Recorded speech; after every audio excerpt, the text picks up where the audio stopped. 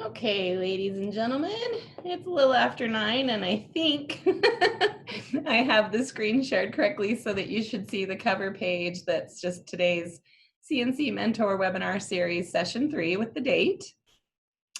Like last time, we're going to keep everybody muted and our cameras off for the most part, just to save my poor Wi-Fi. But the presenters will have theirs on so we can see them, and like previously, we'll want to do most of our questions in the chat, but there may be times they will invite you to go ahead and unmute yourself and have a conversation. So with that, let's get going here. So I'm going to start with a mindfulness moment. There is our full agenda for today. So the mindfulness moment, and then SMART goals with Trina Cotterman, followed by suicide prevention with Kathy Davis, and human trafficking awareness and prevention with Allison Smith. Corby Eason had a couple different responsibilities, but luckily he was able to get us Allison, and I think she's going to do a fabulous job, and you're all going to enjoy the presentation. It's one of those, you'll need tissues ready, Jeff, presentations, but I still think it's going to be amazing content for everybody. So with that said, today I decided instead of trying to do a guided meditation, instead I would share some information I found on Google, which is 5 tips for teaching mindfulness to at-risk teens. You can see the URL there, and you're welcome to do a quick snapshot of the screen if you'd like, but I will go ahead and make this a PDF and send it out with the post survey so you have access. And it's an article from the Greater Good magazine. It was written by Karen Bluth in May of 2016. And she shares the highs and lows and lessons from teaching mindfulness at a low-income high school. So her first tip is that you need to choose the right space. And this makes a lot of sense to me because I know I get nervous if I'm at the office and I'm trying to meditate. Honestly, I'm just not enough of a trusting person to close my eyes in a group. But what I have found is even if I can't close my eyes, I can still participate. But what Karen Bluth says is the choice of space is paramount. These students that she had worked with were clearly uncomfortable, even distressed being in the classroom, which for them has associations of failure. One student said, if you're in the classroom, you don't really feel relaxed all the way and you wouldn't be able to completely chill in the classroom. And another stated definitively that we're going crazy in the classroom. In contrast, the gym is where they had fun and stuff. So perhaps if you can take them out to a courtyard in the school or even a meeting room to provide a separate space from the classroom so that they feel a little more comfortable of where you're trying to do a mindfulness practice. That is one of her tips. The next one, oops, too far. The next one that Ms. Bluth recommends is involving people they know. She says, when possible, utilize school personnel as assistants in the classroom. Have them at least be present. So even if they don't feel comfortable guiding the mindfulness moment, at least have them present to get the students feeling comfortable and my opinion would be like their buy-in, which she says is validity in the eyes of students. The next tip she recommends is that you have to build trust with them, which I think this group already knows. If you want them to work with you at all, trust is such an important issue. Like I've heard multiple of you say, if you make a commitment, follow through. That is the easiest way. Another idea that Ms. Bluth shared is that she would have lunch with the students. She says, there is something about breaking bread that eases tension and equalizes people. She goes on to say it wasn't easy, but because the students preferred to chat with their friends, but she persisted and she was able to get them to share cell phone pictures of their babies, and she shared pictures of her full-grown daughters with them. So as we know from Check and Connect, persistence plus is necessary and key. Oh, we went one too far. Let's back up there. Okay, so number 4 is give them freedom to choose. I think this is one of the areas we can give students an ability to choose. But like she says, developmentally, they're at a stage they may feel they should be able to make the decision for themselves, and yet often are not mature enough to do so.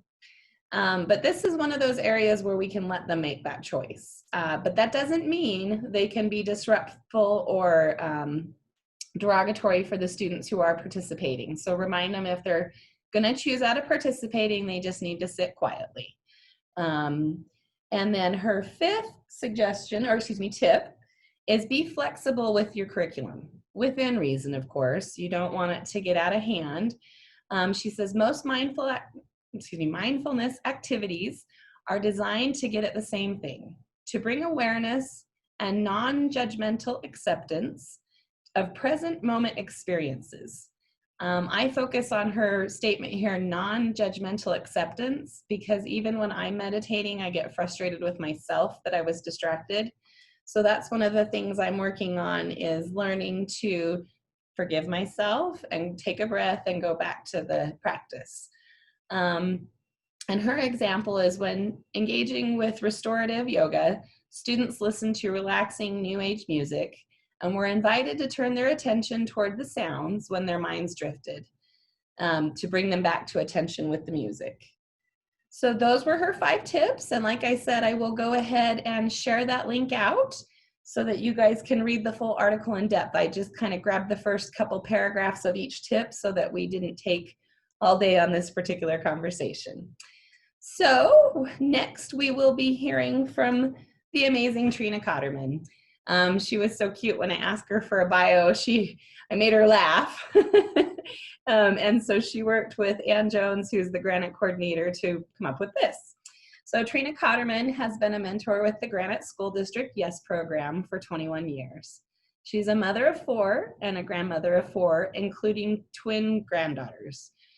That is an amazing feat, Trina. You're an amazing woman. She has vast experience and understanding with the best monitoring practices, special education, 504, DCFS, and community resources. Her greatest assets have been her ability to connect with students and family and to customize her visits to best benefit each child. She is always looking for ways to help students be successful in school and in their lives. Recently, she has been using her tech skills to convert all of the mentoring paperwork to Google files. Granite mentors now have all of their files online thanks to, oh goodness, we pushed the wrong button, bear with me, let's get back there. Oh, thanks to Trina's hard work. And this has been incredibly helpful in sharing school information with caseworkers, courts, and foster parents. Trina has mentored thousands of students over the years and has made a difference in many lives. We are very lucky, well, Granite is very lucky to have her on the team. With that, I will go ahead and invite Trina to unmute and turn her camera on. And I'm gonna stop sharing here so that she can start.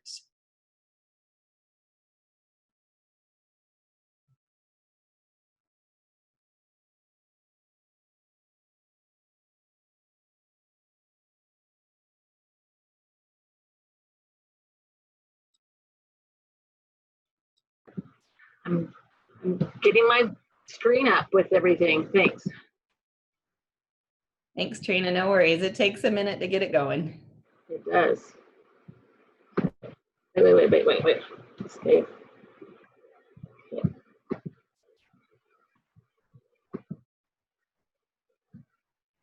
Okay.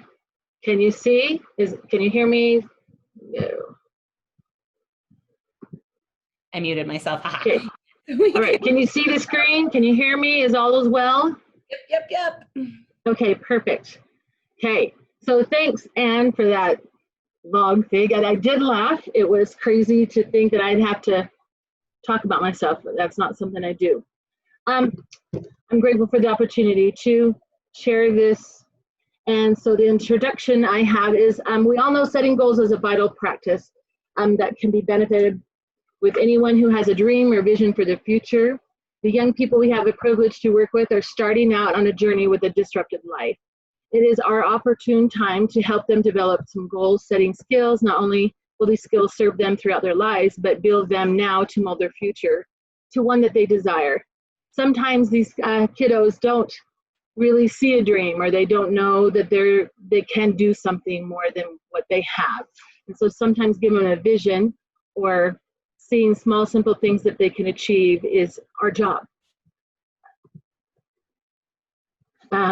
Why is goal setting important to our youth? Our goals are the first step towards planning for the future. It's a fundamental role that we need to help develop with this skill, because it's a part of everyone's facets of life. It's from school to work, anything in between.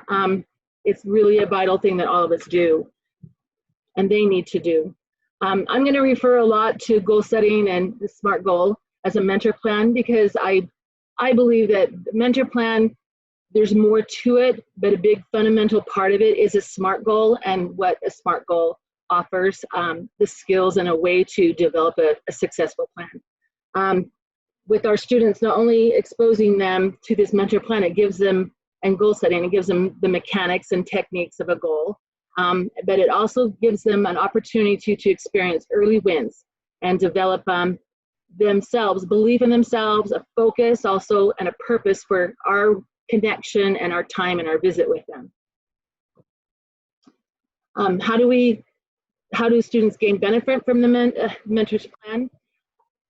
I kind of divide it in two different things, because elementary students level is a little more different than a secondary student. So a mentor plan or SMART goal planning provides direction for not only the student but the mentors. It clarifies how important is different things that are important for them. It improves their decision making. It gives them self-knowledge. It gives them direction and focus. It also gives them an opportunity to hope for things, to work for things. It gives them also a positive experience of when they achieve them, and we can celebrate a reached goal. Aside for a secondary student, from helping them believe in themselves and setting up for school success, it can improve their self-image, bring awareness and strengths and their weaknesses that you can have a conversation with and to support. They clarify a plan, encourages them to learn how to prioritize and to make decisions.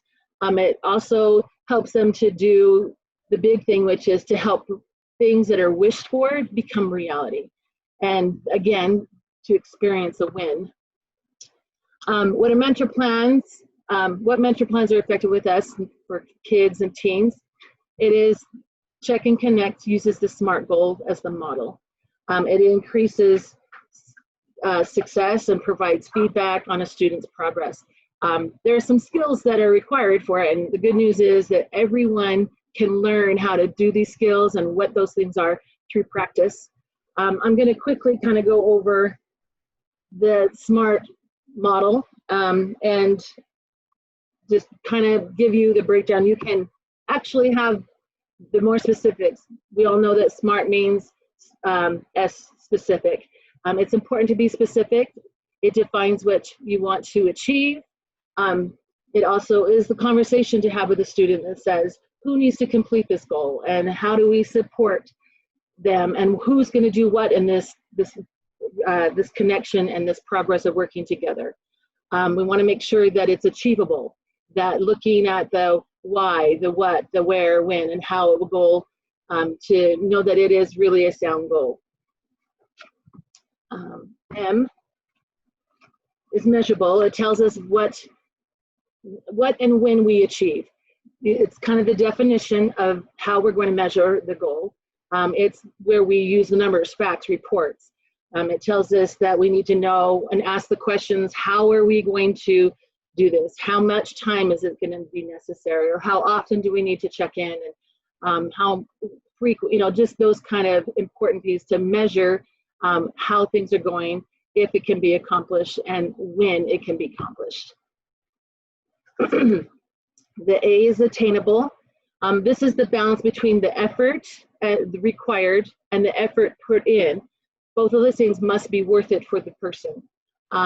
Goals that can be reached need to be broken down into steps. We want to make sure that what they're wanting to do or what we're working towards is something that is realistic for them. We need to make sure that when we do this attainable, that we're making sure that we're having an opportunity to have success breeding success, that we're not allowing their bubble to be burst. We want to make sure that we're meeting small goals so that we have lots of success to keep them going towards it, because it's really hard to save a relationship or a goal or their desire or their motivation if we're not mindful of what they're capable of doing, so that we do not burst their bubble. The R is relevant. Discuss the importance of the goal to them. Ask why this goal, what makes the goal, relate to their interest. Make sure that there's something that they can do, that they want to do, and that have the conversation that says, will this make a difference in your life, in your school? How will it make a difference with you if you were to accomplish this goal? T is timely. Deadlines maximize reward. That's really important that we set up reasonable time. We kind of have a time limit when we work with kids in school, right? So it comes down to sometimes it's quarters, midterms. It can be weekly. It can be a monthly thing, things that are done because in a school setting, that's where we have our visits and our time.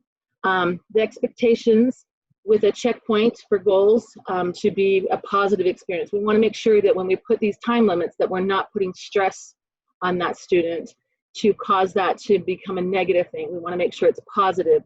We need to make sure we're asking, how long do you need to accomplish this goal?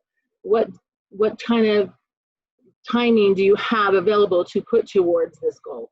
Those kind of conversations would be helpful to setting the goal. As mentors, how do we introduce the SMART goal model with our students?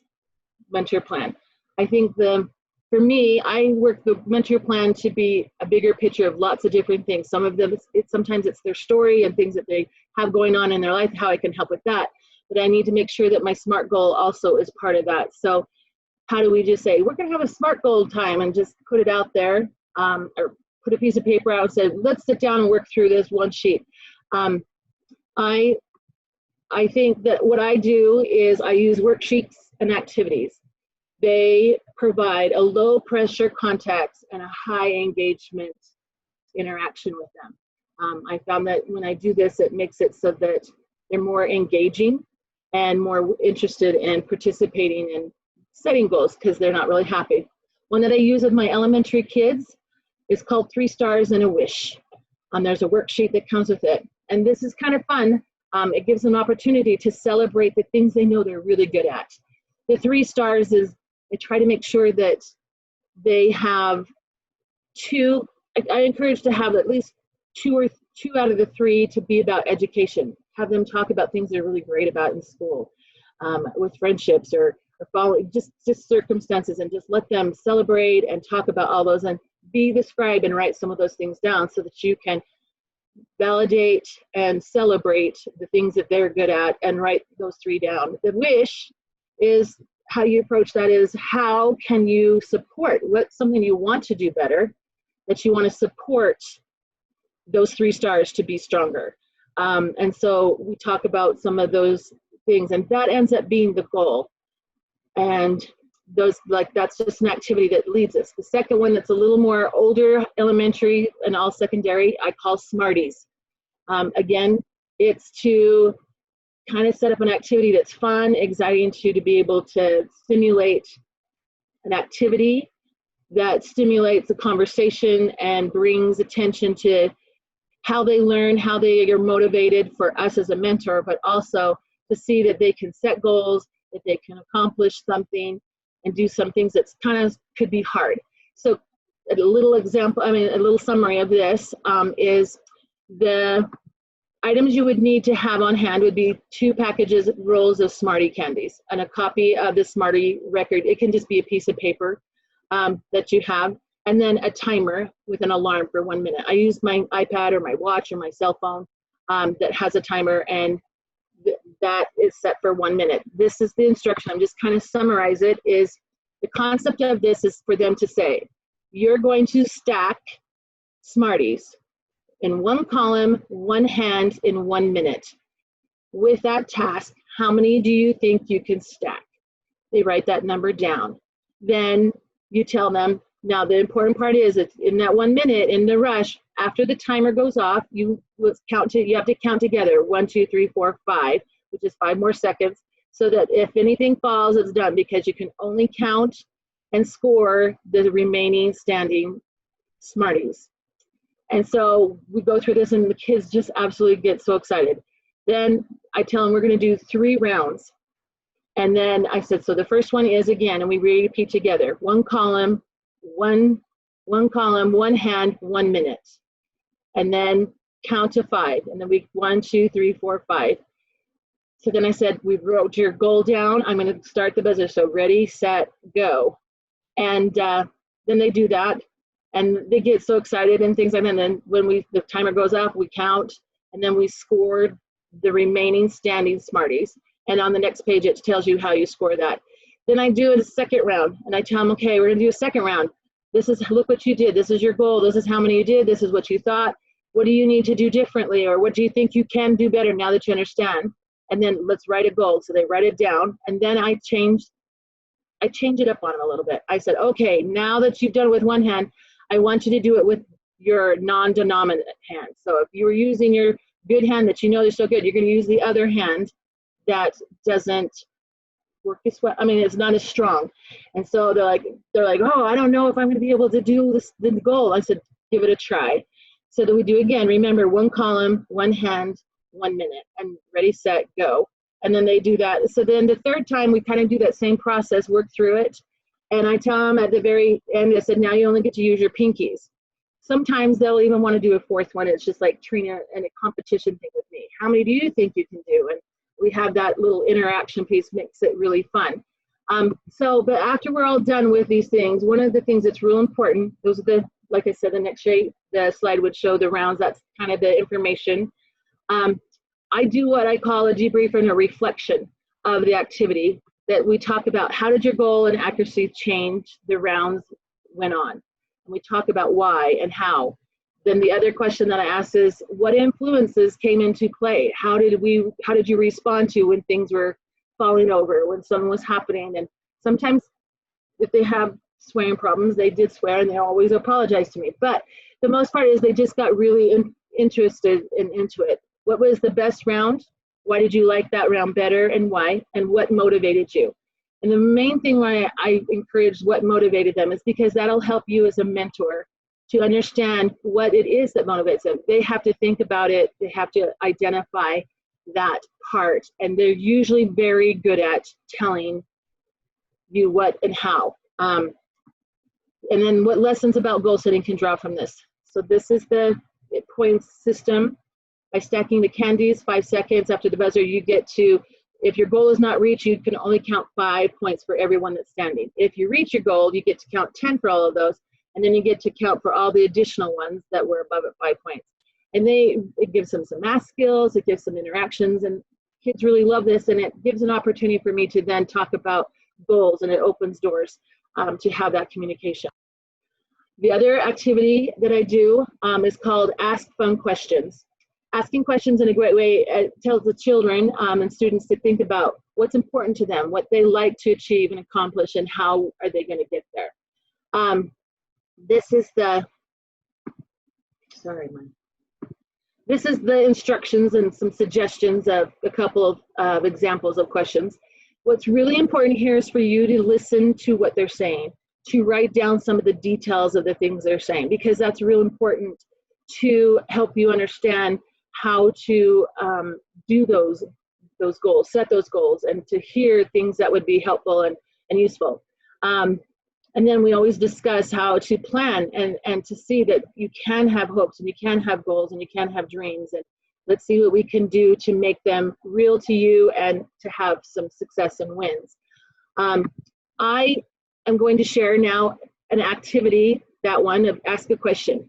I was asking my student about this question. If I was a fly on a wall, what would I hear your teacher say about you? This little kid, he was an elementary kid, and I said, what does that mean? And he said, oh, my teacher would say, oh, you need to sit down. He would say, Bobby, go sit down. Or she would say, You need to raise your hand. I can't call on you until you raise your hand. You might have the right answer, but I need you to raise your right hand. He was very detailed. And she says, and sometimes she would walk me back over to sit in my chair because I was over here by my friends. And so I realized with that simple little question, I developed my SMART plan, which was the goal setting part of SMART, which was the goal was improve behavior of talking out and sitting in a seat. So that this, and one of the things in the conversation is I asked, why would that be important to you? Why would you want to try to do better? Because he says, I need to be better at that. They got me having to do tally marks. So they kind of had already started to do that. So I just jumped on the bandwagon with the team at the school, and he really wanted to have a bling award. And so they had been doing this for a while, trying to get him to do the tally marks, trying to do the part of keeping him engaged, of following what they wanted, sitting in a seat, raising his hands, less talkouts. And I added my part, which was weekly contacts with the student and the teacher. I had him set a goal of when he thought he could have it done, and I added another piece of favorite snack or treat, that when he achieved this bling assembly for having good behavior, what other food item that I could give him a reward, and he gave that to me. So those things, we wanted to reduce the tally sheets every week I came by 3 or 4. We wanted to make sure that the tally sheet, he was keeping an honest tally sheet, that the teachers were reviewing it 3 times a day, things along that line. And then it was attainable. When it was attainable, we made that celebration. So that's kind of my summary of how I work out my SMART goal, an example of if you ask a fun question, how you would work that into a SMART goal plan. The next one is called Goal Ladder. I'm sure a lot of you are familiar with this. And it's definitely one that a lot of people do use, because you kind of start with the goal at the top and then you kind of work your way, or, goal at the top, and then you make sure you show a staircase or a picture of one, or something I always use, which step have you reached today? So when we visit, we talk about those kinds of ways to keep going towards the goal. So those are some of the examples. The first is you've got to have the dream, you got to have the wish. You've got to set up things that need to be done and chunk their goals and work that they need to do to make that happen. So there's a couple of examples there, but I'm going to share one that's personal of how I use it several times with my kids. One of them, in just visiting, one of my students told me he wanted his grade to be better, and he wanted not to be the only kid in the classroom that didn't turn in reading logs. His teacher would ask every day, and I guess you have to say the teacher basically said, you're the only kid that said to the student in front of it, you're the only kid that does not turn in a reading log. You want a better grade, you got to turn a reading log. And that, I guess, happened to him on the day I visited, so it was resonated in his head. So I connected his request that he wanted this wish or this goal with the goal ladder plan. And this was my goal that I put together with a SMART goal to improve his reading grade at the end of term by reading with me weekly and daily at home. That students would write down a reward prize again to something that he wanted besides that was something to work towards on a regular basis. Again, it was weekly contacts, quarterly reports. It was bringing one of the things that I made him be responsible for was bringing his book to read to me every week I was there. He always knew that it was me coming. He would bring a book. When I would read, I would document the minutes. I would turn it into the teacher. So he would always have a win that in that week he had minutes to turn in, so that he would have that physical connection of doing that. So the more that he got to turn in, the more he would read. And by that happening, he then started making that happen in his home. But I also added to my relevance and responsibility that I would reach out to the parents and encourage them to do the logs and say, guess what, this week is the log. It's sent a text or it's sent an email, and let them know that the student was really wanting that to happen. And again, we recognized at the very end of the term, he was so excited that he wanted to keep doing that. And we did it for a whole year of helping him improve his reading logs, because he was reading more. So his grade there went up, and his skills across the board in reading for math and science and social studies all improved. So that was how I used the goal ladder. The interest maps, This is one that we talked about in our own staff meeting, that a lot of my coworkers, they do this kind of mapping and activity. And I never really had used this until a student kind of did it on her own. It just kind of presented itself to me. So those are some of the helps and tips. But while we were visiting, she was expressing all these interests that she had. And she was talking, I was like, oh, I should probably do this map. So I was like, have you ever done an interest map?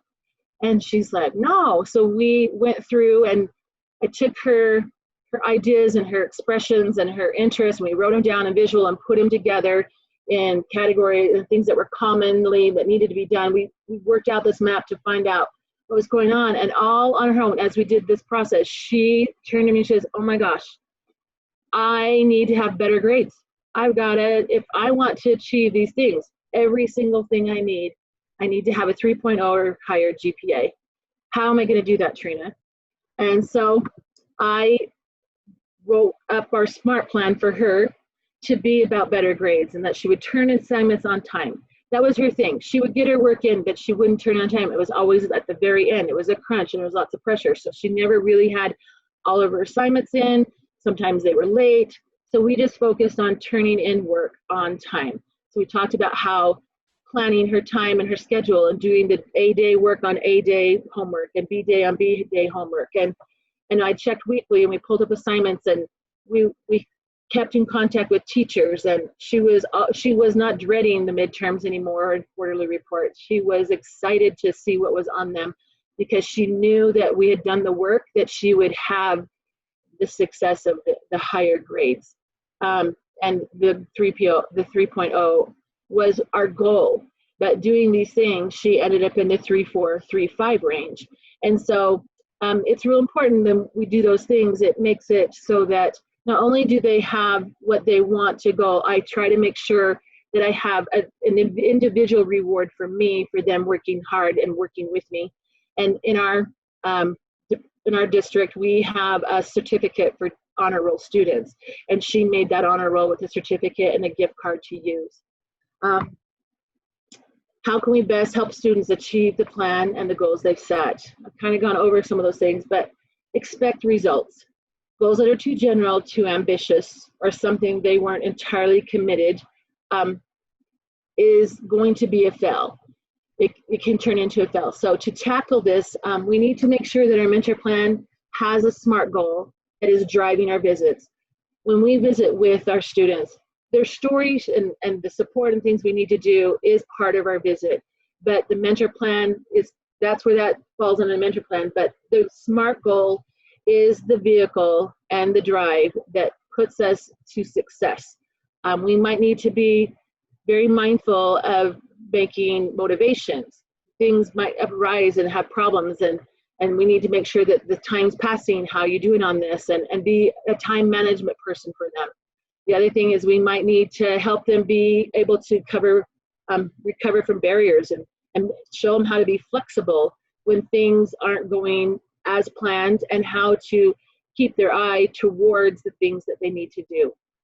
We might need to recommend them to, be focused and to be mindful that you're aware of the things that's going on to them.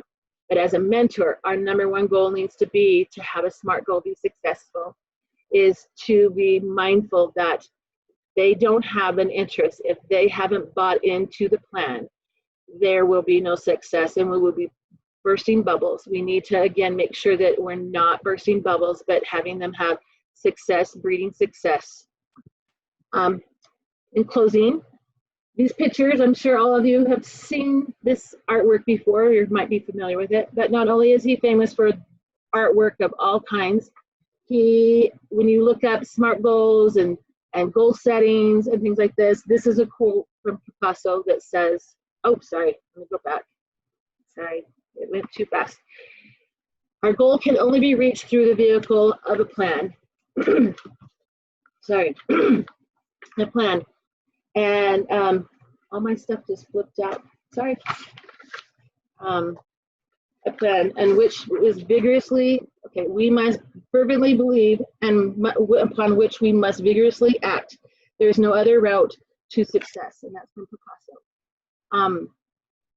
I have a take-home message, and it's kind of for us as the actual mentors. We have the capability to achieve our own personal expectations through our own personal goal setting. And we can raise the bar in relation to our own potential and put ourselves to achieve things that we hope are possible. The good news, when at the very beginning of this presentation, I said that there's learning. This can be done through practice. So I'm challenging everyone to go and do your own personal SMART goal. Go find a way, review those SMART acronyms and tips and guidelines so that you can become a master of your own goal setting, so that you can share that with your students. And I've done that, and I've shared it with my kids, like, I did this and this is what happened, and had a conversation so they see that it's not just us trying to, that it doesn't matter. It's not just a school thing. It's not a YIC, a youth and care thing. It's not it's for everybody. And the final thing is share this video at another time. Check it out. You can see it's fun. So thank you. Thank you, Trina. That's awesome. So we did have a request. Are you able to share this PowerPoint as maybe a PDF I could send out? Yes. Awesome. Okay, thank you so much. So let's see. If you will do the I am. You are awesome. I love it. You guys are so great to work with. All right. So, oops. And then I'm fighting with my computer now. Bear with me just a moment. All right. So next, we're going to hear from Kathy Davis, who I had the pleasure of supporting before I came back to the Youth and Care team. It was actually the second time I had supported Kathy at my time at USBE. She taught ecology, biology, and health sciences, which are anatomy and physiology, for over 18 years. For 7 of those years, Kathy also taught school success to at-risk students. She's a small business owner and a graduate of the Goldman Sachs 10,000 Small Business Program. Kathy has training in eating disorders, grief counseling, trauma-informed care, and is certified with the American Association for Suicidology as a suicide prevention specialist. Kathy is currently the suicide prevention specialist for the State Board of Education, and an amazing human being. If you haven't met Kathy, you need to. So I'm going to go ahead and stop sharing again so that Miss Kathy can take over if she's ready. If not, Kathy, holler out and I will get your PowerPoint open. You just let me know. Oh, there we go, as usual. Are you all set? Yep, so I will go ahead and mute and turn off my camera, but just holler if you need me. Okay. Hopefully you can all see, can you all see the screen okay?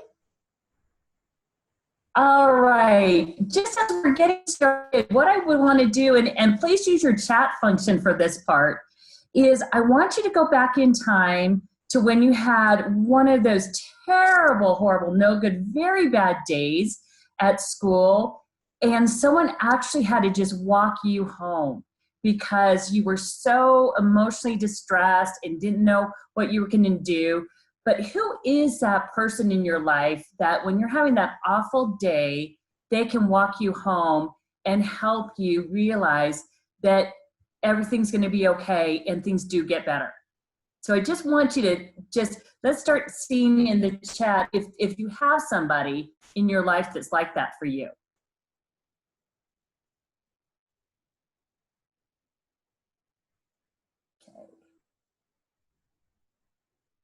So, and I can't tell what's going on, but anyway, I'm just going to go ahead and get started. I'd like to just start out with something like that, just because I think it's really good to first and foremost realize that you are that kind of person for someone else right now. As Amanda said in the introduction, I was a school success teacher, but what she didn't explain was at that time in Murray School District, they closed down the alternative program. And my program, School Success, became like an alternative program and everything. It became just everything. I called my classroom the land of misfit toys because we were just trying to figure it out as we went. So as I became the suicide prevention specialist, I was able to draw from all of that experience from being a teacher that was dealing with kids with really complex mental health needs, food insecurity, lots of kids that were gang involved, and all of that. And so as I've developed suicide prevention through the years, I've kind of kept that in mind. So as I go through here, if you have questions, you can put it in the chat, and Amanda can kind of help me with that. So Yeah, Kathy, I was just going to jump in. So it's harder to presenter view, but your menu, I think, hovers at the top or the bottom, and it's under your more that will open if you want to. But I'm watching it for you, and you're getting lots of comments about husbands, friends, children. One says my mama, which I love that one. Good. Friends, kids, husbands, coworkers, wife and parents. So yeah, those are the folks that are their walk-em homes. Okay, awesome. So I'll just go ahead and get started. So in this first slide, you'll see that right now, Utah ranks 9th in the nation, and we're so proud of this because if you go back even just last year, we were ranked 6th in the nation. So we are making some strides in suicide prevention. But if you also notice in this area, we have a lot of the top 10 are in this Rocky Mountain region. And this is because they're rural areas, they're areas where there's a lot of gun ownership and that type of thing. So a lot of times people will ask me, so do youth have the highest rate of suicide? And it's actually only 6% of total suicides in Utah are youth suicides. And you'll notice that adults between the ages of 25 and 64 have one of the highest rates, as well as older adults, 65 and older. So the first thing that I always do when I start a conversation about suicide is talking about the importance of language and how you talk about it. And I always preface this with a story. I was a single parent for about 7 years, and my son had some really complex behavioral needs and everything. And I'll never forget being at a parent-teacher conference, and the teacher said to me, she said, well, Kathy, I understand that Jonathan comes from a broken home. How many of you guys have ever heard that term broken home, and you're a single parent, and what that just does to you? And so I really had a tough time with that. Had to have a little come to Jesus with that teacher, because I when it really evokes that much emotion in me, I have to let them know that it's really tough. So let me go back to this other slide. So when you're talking about language and suicide prevention, the thing that I think is the most offensive to survivors of suicide loss is saying committed suicide. It's so important how you talk about suicide, and it's really important to model appropriate language. So we avoid using the phrase committed suicide because it can have a real negative connotation. So we encourage phrases like died by suicide, ended their life, or killed himself or herself. You never know what that young person's experience with suicide is like. I have had students that have actually, been in situations where they've lost a parent to suicide or lost a brother or a sister. So really keep this in mind as you're doing this. Okay. So in this next slide, when you understand suicide, the thing that I like to emphasize is I always go back to 9/11, and I think I learned this from my dear friend Taryn when she explains suicide. When we were there watching the towers on fire, and a lot of people saw that there were people in the Twin Towers that were just leaping from the buildings. And as we saw these folks leaping from the buildings, we didn't say that they were taking their lives by suicide.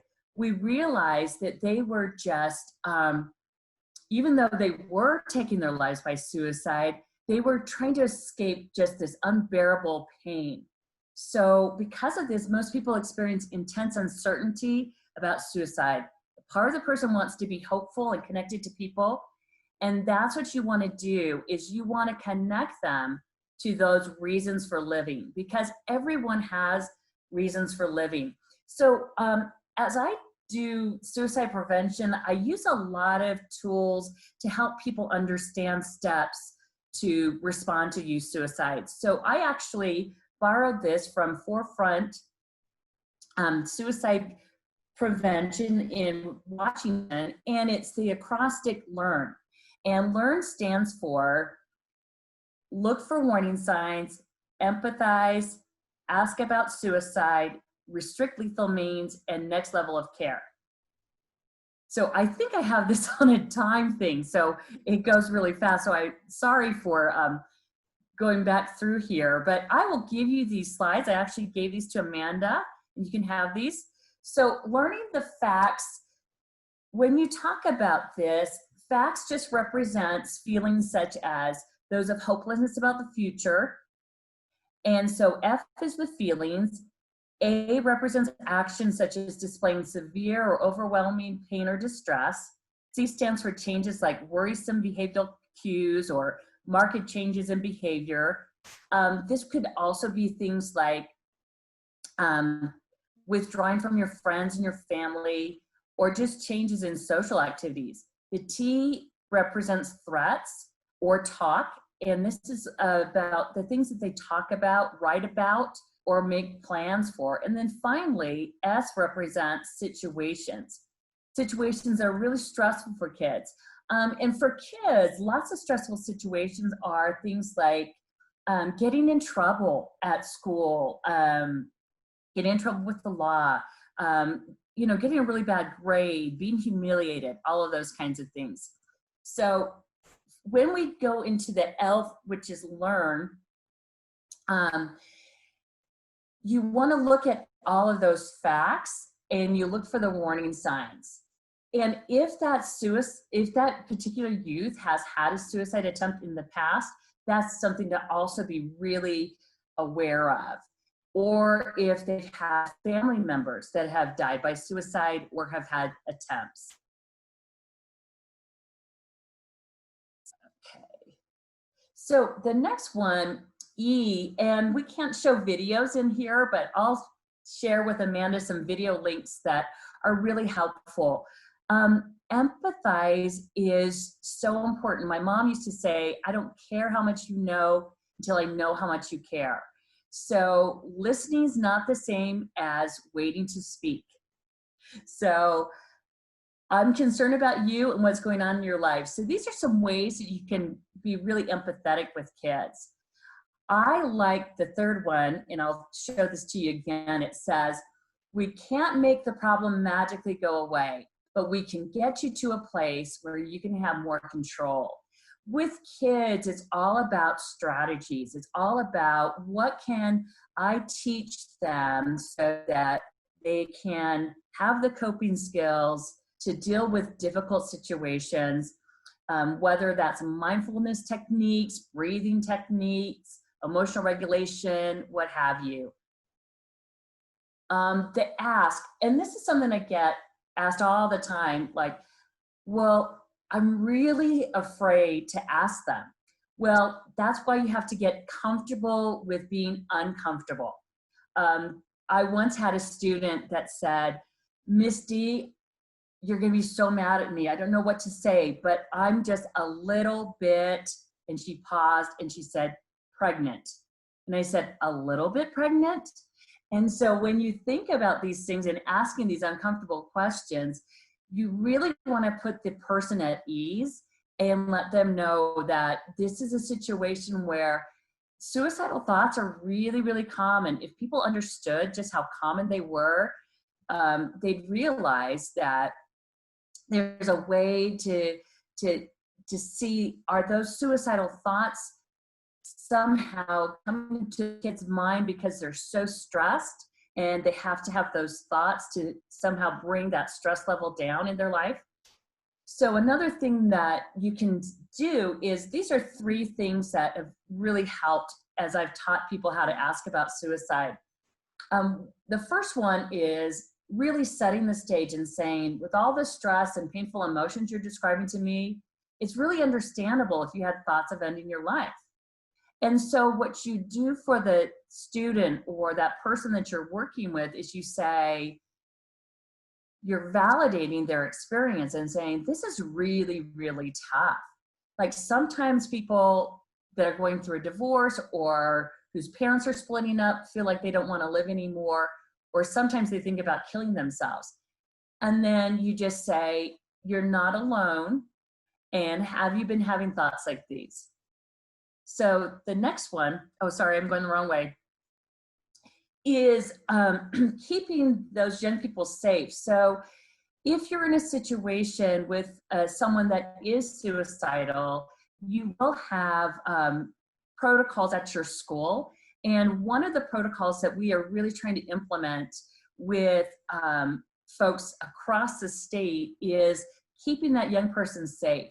So if that person is having suicidal thoughts and is actively suicidal, you want to keep their learning environment safe and their home environment safe. So restricting fatal means is one of the most effective ways to prevent suicide, because you're putting time and space between that suicidal person and the act. So most kids that take their lives are really acting on impulse. They're really driven by this temporary problem, such as the end of a romantic relationship. Teens often plan their suicide for just less than 5 minutes.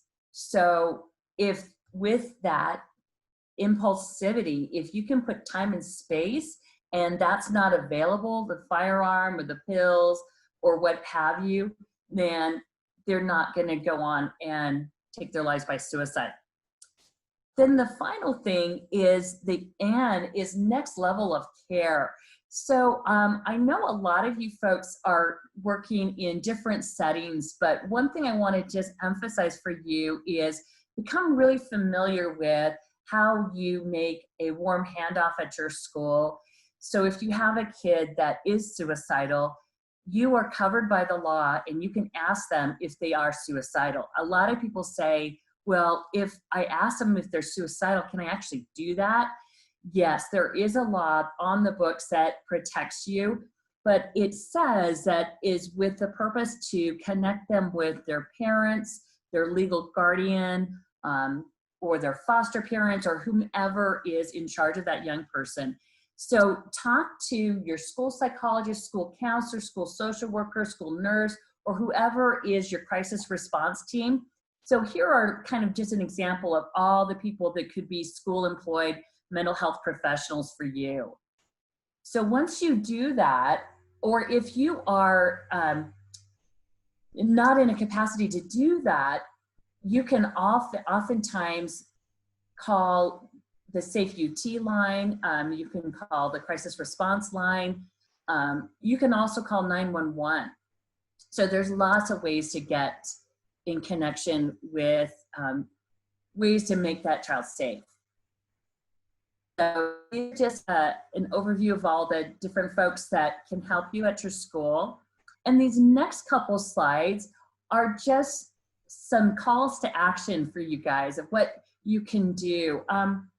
Just last Friday, and it really launched last Friday, there's a statewide multi-million-dollar campaign called Live On. And this is something that, and I'll give you you can type in liveon.com or Utah Suicide Prevention, and it'll connect you to this. But their mantra of hope, Live On, is this statewide effort to prevent suicide by promoting education, providing resources, and really changing our culture around suicide and mental health. Together we can get through, reach out, lift up, look ahead, and live on. And then the final slide are just 2 trainings that are available to you for free.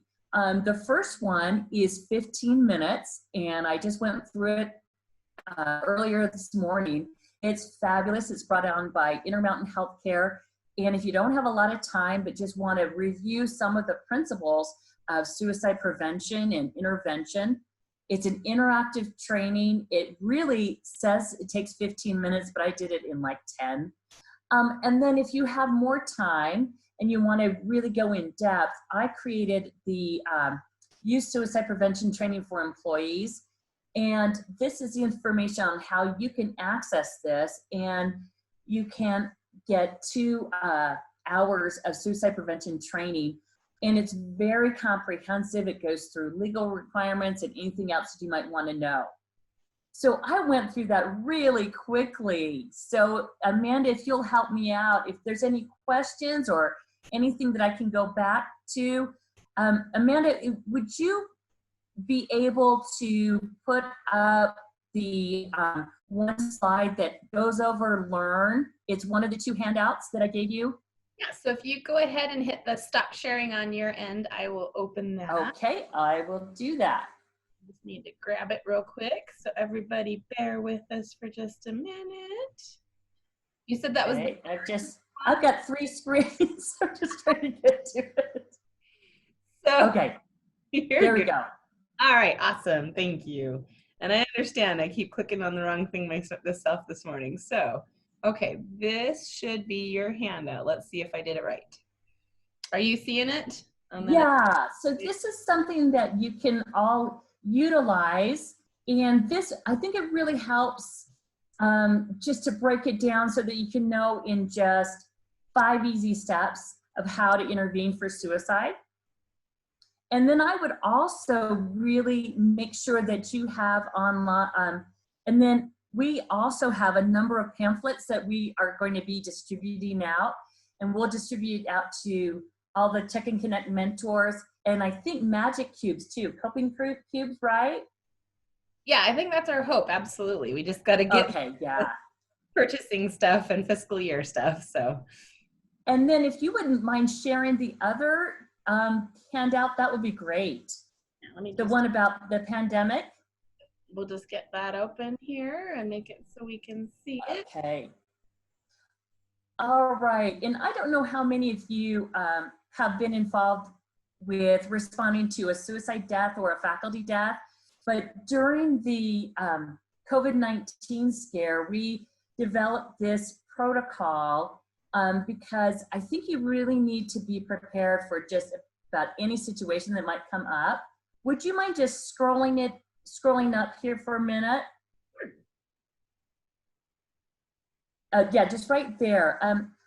Anything I do has a quote by Fred Rogers. Fred Rogers is my favorite. And I just want to read this for you because when I think of someone walking me home after a really bad day, I think of someone like Fred Rogers. At many times throughout their lives, children will feel the world has turned topsy-turvy. It's not the ever-present smile that will help them feel secure.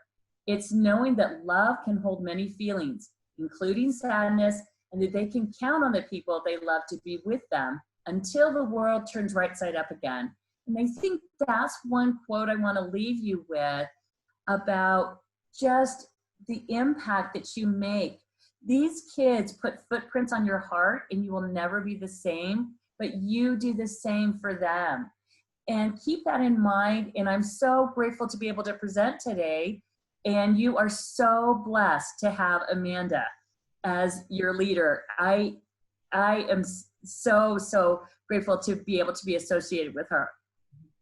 Well, thank you, Miss Kathy. We do have a minute or two, folks. So if anybody does have a follow-up question, the chat is open on my screen, or you could do the thumbs up to give me an idea that you want to talk, and then I can unmute you. Or if there's anything you want to share out, let's just have a minute here. And then Amanda, if you'll scroll up just to that's an example notification email, but the guidelines for family and caregivers. I think this is something that's really helpful to give to your families, and just to keep in mind for yourself about how to deal with uncertainty. Kids hate uncertainty. They like things to be structured, and when there's uncertainty, you have to create certainty for your kids through routines, through being that constant connection for them, being someone that they can count on. And I think more than anything else is if they feel they can count on you, that's a question that they are going to ask more than anything else is, can I count on you? Thank you so much, Kathy. This was awesome. This is exactly what I was hoping for. Oh, good. As usual, you're just amazing. So, oh, thanks.